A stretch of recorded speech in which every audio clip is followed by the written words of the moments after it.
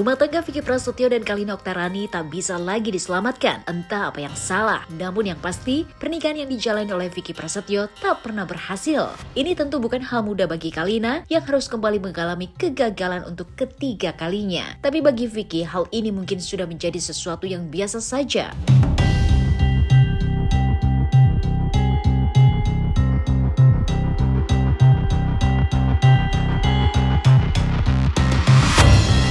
Belum lama ini Kalina membuat pernyataan yang menghebohkan bahwa Vicky Prasetyo menikahinya bukan karena cinta melainkan hanya karena kasihan.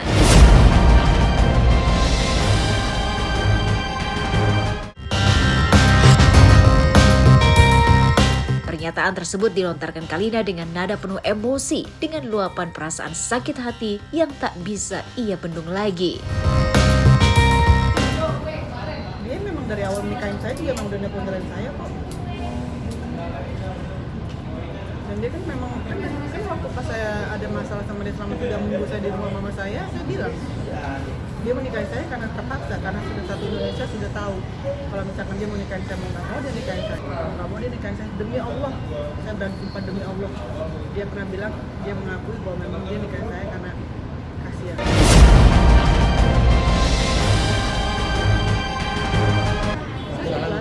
Sekarang maksudnya kalau misalkan pas mau menikah, pas sudah menikah baru 3 bulan tahu kalau misalkan mau dicerai sama istri dan dinikahin secara kepaksa. Paksanya apa? Saya nggak ada manusia yang menerima. Saya sedih, saya sakit, cuma kan saya pikir udah menikah masa sih langsung cerai lagi gitu kan. Saya coba bertahan, jadi udah.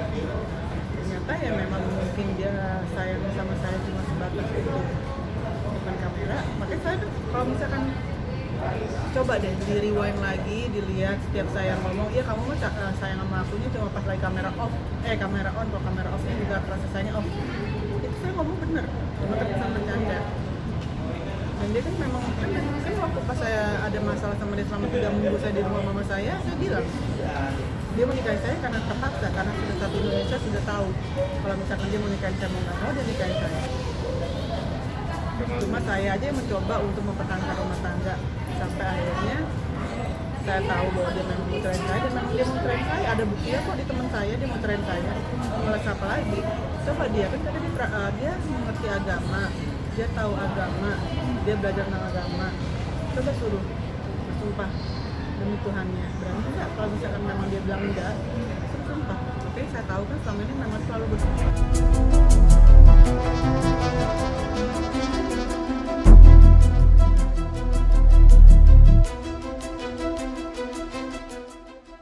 Mendapati pernikahannya dengan Vicky tak bisa diselamatkan lagi dengan segelintir alasan, pastinya membuat Kalina merasa trauma. Apalagi kini bukan kali pertama ia mengalami kegagalan dalam berumah tangga. Namun Kalina adalah sosok wanita yang tegar.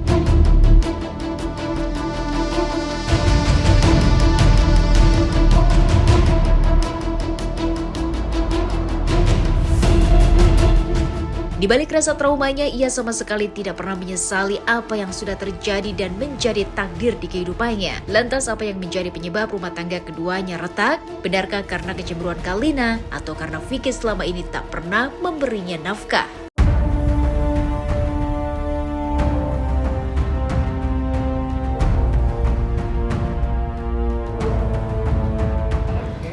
Saya tidak pernah menyesal dengan apa yang terjadi dalam hidup saya. Tuhan itu sudah mengatur semuanya di dalam kehidupan saya. Buat saya ini bukan suatu ujian atau apa, kok terkesan ujian, tapi memang sudah menjadi takdir saya dan menjadi suratan saya dalam hidup saya seperti ini.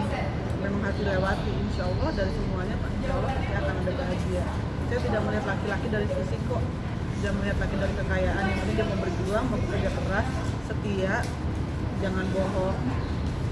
Kalau boleh tahu, yang menjadi penyebab yang pasti karena memang saya bukanlah menjadi bagian keluarga yang bisa bergaul kali ya. Jadi ya pokoknya intinya saya tidak, kalau saya bilang nanti dibilang menjelekkan, saya diam nanti saya yang dijelekkan. Kan cara menjelekkan itu beda-beda, ada yang ngomong secara halus kesannya kayak iya dia begini akhirnya pemandangan pikiran masyarakat untuk Kalina gitu banget sih pada suami baik. Kalau saya orangnya belak-belakan apa adanya, iya enggak gitu. Dan saya dibilang pencemburuan, cemburu dari mana? Masa dibilang cemburu sama salah satu kadep di salah satu stasiun TV gelap ya? Enggak lah. Itu saya bukan tipe penyemburu. Saya cemburu memang ada memang karena ada alasannya yang melihat suami saya pangku-pangkuan sama salah satu rekan kerja, ya iyalah siapa yang nggak cemburu, kepala di dadanya perempuan itu. Wajar dong saya cemburu.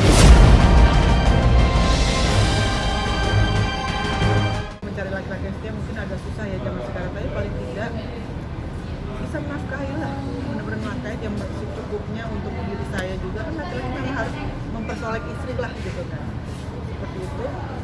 Dan jangan cuma bilang depan orang kalau mau beliin saya ini, beliin saya itu, padahal ternyata nggak ada, saya beli sendiri loh gitu.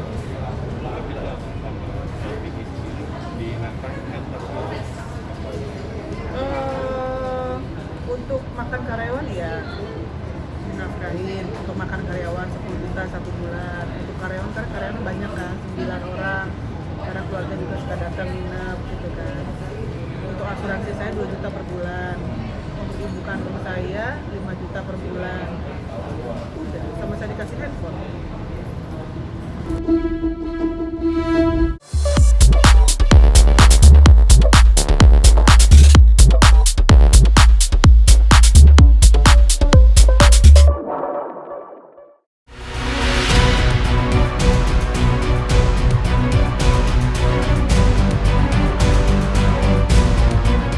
Kemarahan Kalina memang tak bisa lagi terbendung ketika pernikahan mereka dianggap hanyalah sebuah permainan oleh Vicky Prasetyo. Emosinya pun kian meledak ketika mengetahui jika Vicky mendatangi ibunda Kalina yang sedang terbaring sakit di saat dirinya tengah menikmati momen liburan di Turki.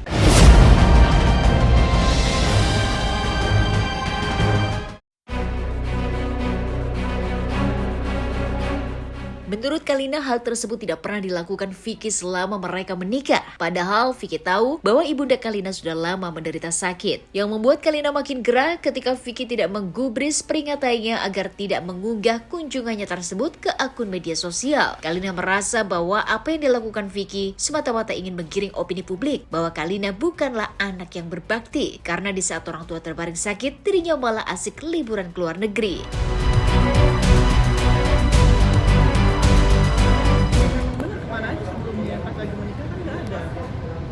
Lagi menikah kan tidak ada yang namanya datang ke rumah ibu saya, kecuali sama saya. Pas kira saya di luar negeri, kapan datang? Jadi menggiring opini masyarakat untuk seakan-akan saya itu bukan anak yang berbakti. Gitu. Ibu saya kan bukan sakit baru kemarin, sakitnya bertahun-tahun.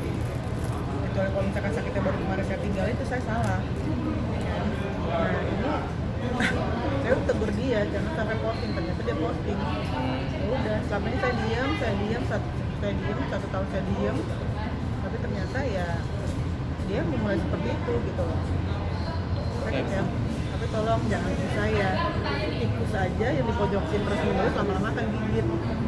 Apalagi saya manusia, saya punya otak, saya punya pikiran, saya punya hati, saya punya perasaan. Udah.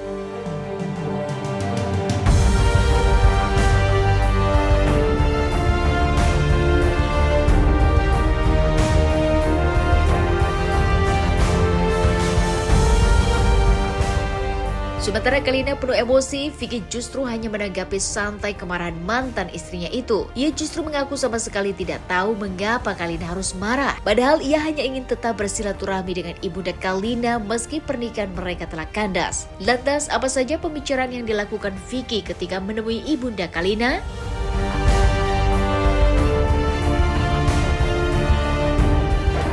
Ya kan, kita kan waktu nikah kan minta sama orang tuanya. Masa kita saat udahan terus kita nggak ada silaturahminya gitu loh. Terlebih kan mamanya juga lagi sakit, lagi apa gitu. Ya mungkin ya aku kayak soal aja gitu. Walaupun mungkin hubungan aku sama Kalina udah selesai, tapi ikatan anak sama ibu insya Allah mudah-mudahan akan terjaga terus gitu. Aku juga pengen ngurusin mama gitu dengan di tengah-tengah kondisi mama seperti ini.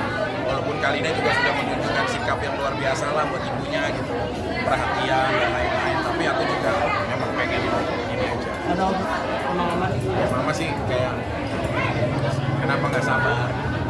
Ya, mama sih memberikan nasihat ini tenang.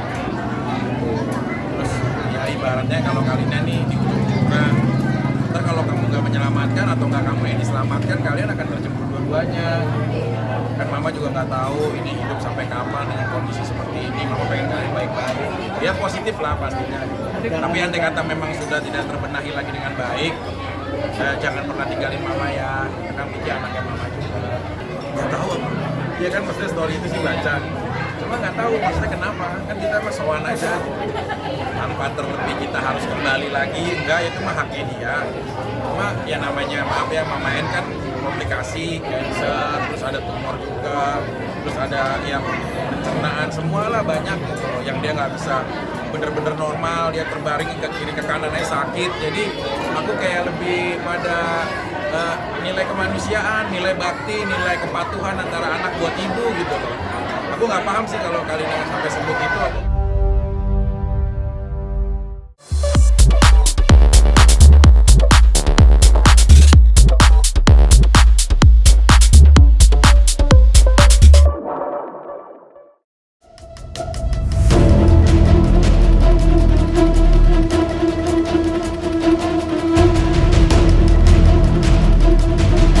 Pernikahan Kalina dan Vicky dari sejak awal memang menimbulkan pro dan kontra. Banyak netizen yang menduga perkawinan mereka hanya settingan belaka. Tak sedikit pula netizen yang merasa heran bagaimana seorang Kalina bisa jatuh dan kepincut oleh buayan Vicky Prasetyo yang memiliki image buruk dalam hal pernikahan.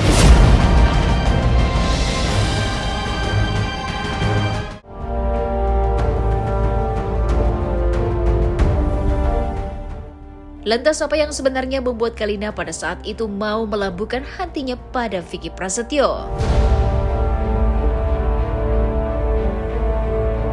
Bukan masalah kepincut buayan manusia, karena ya, saat setiap manusia mengatasnamakan agama dan Tuhan, saya berpikir harusnya kan kalau sudah mengatasnamakan dan dia bersumpah di atas nama, bersumpah bukan depan manusia loh, satu dia ngomong, saya masih ada buktinya, dia bersumpah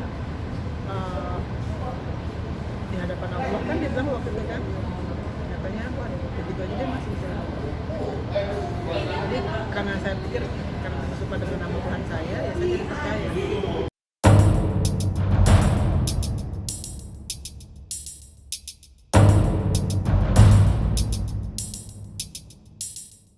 Vicky Prasetyo memang memiliki track record yang buruk dalam sebuah hubungan. Mantan tunangan Zaskia Gotik ini disebut-sebut telah menikah sebanyak 24 kali yang semuanya berujung pada kegagalan. Pernikahannya dengan Angel Elga pun berakhir dengan penuh drama. Lantas bagaimana Vicky menjalani hari-hari setelah berpisah dari Kalina? Benarkah ia merasa kesepian? Dan Kalina kapok akan sebuah pernikahan?